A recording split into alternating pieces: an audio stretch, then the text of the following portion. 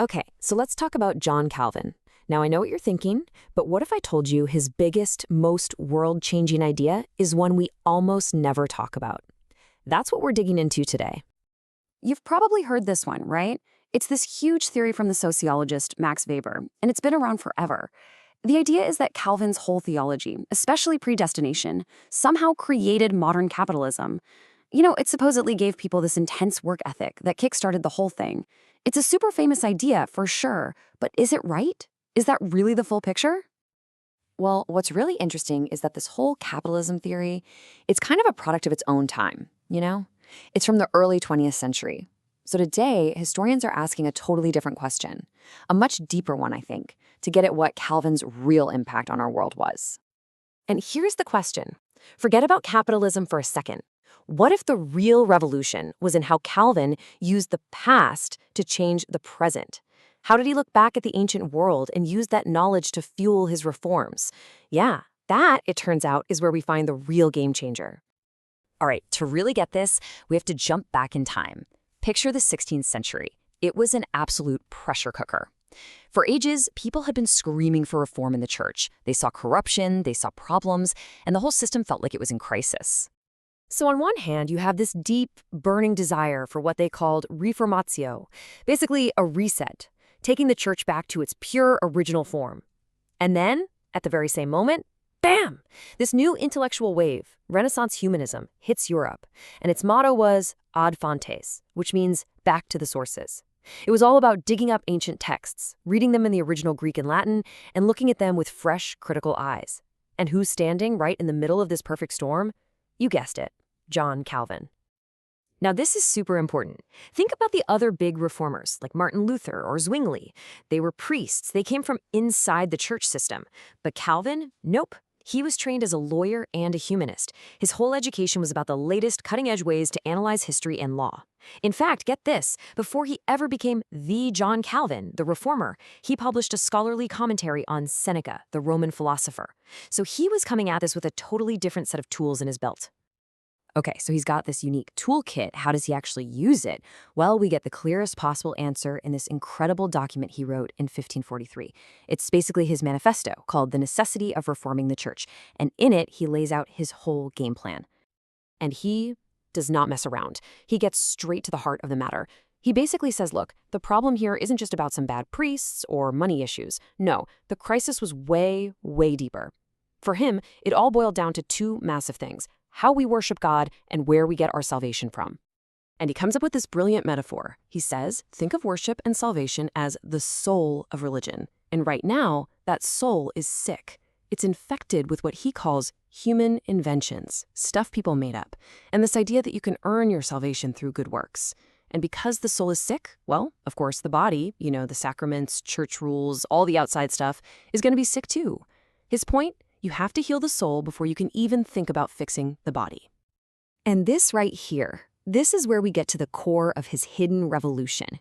Because if your goal is to restore the pure church, you'd think the plan would be simple, right? Just find out what the ancient church did and copy-paste it onto Geneva in the 1500s. But that is not at all what Calvin did.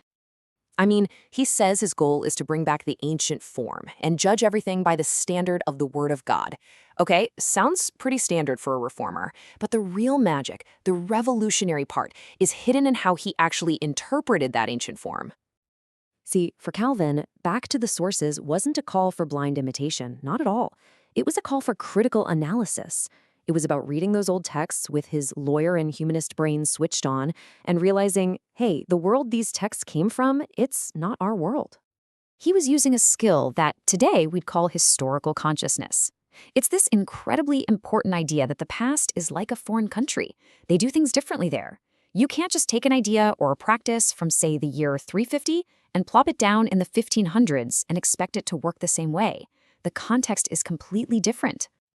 And check out this quote. It's a perfect example. He accuses the church of creating a new Judaism. What does he mean by that? He's saying that many of its ceremonies are anachronistic. They're like trying to bring back ancient Jewish rituals that were for a totally different period in history. He's basically accusing the church of having no sense of historical timing. It's a pretty bold claim. And you can see this method everywhere. Take confession. He looks at the history and says, wait a minute, this whole mandatory private confession thing, that's a pretty recent invention from what he called a time of ignorance and ferocity. But he saw value in the ancient practice of public reconciliation. Or look at celibacy for priests. He puts on his historian hat and shows that the rules changed over and over, and that, hey, the earliest church leaders were often married. See what he's doing? He's not just blindly copying the past. He's using history as a critical tool to find the timeless principles behind the rules. Okay, so let's put all the pieces together. Let's go back to that big question we started with. Was Calvin modern? What's his real connection to our world? This table really nails the paradox of John Calvin. His goal was totally medieval. He wanted to create one single, purified Christian society. That's an old-school dream. But his method was something new, something we could call proto-modern.